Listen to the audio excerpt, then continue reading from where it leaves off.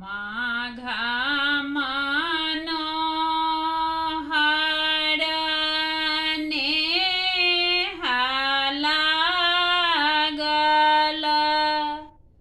पिया चलल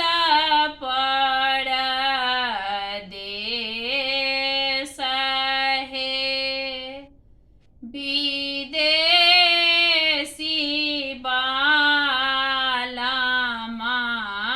किछु नहीं जानाए छोड़ी गेला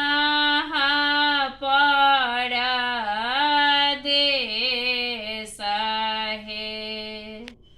फागुन हे सखी आम मोजरी गेला कोइली कराए घना श्याम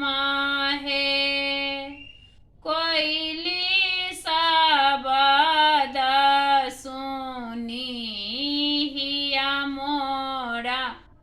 सालाए नैना साँझराए नोरा हे चैत हे सखी बेली फूलिए गेला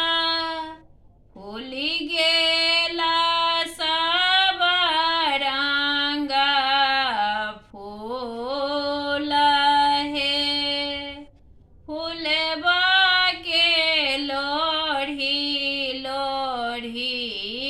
हार गाथब भेजितौं निर्मोहिया के पास हे बैसाख हे सखी उखमा ज्वाला घाम सो भीजल शरीर हे सबके बलमुआ रामा घरे घरे आएला हमारा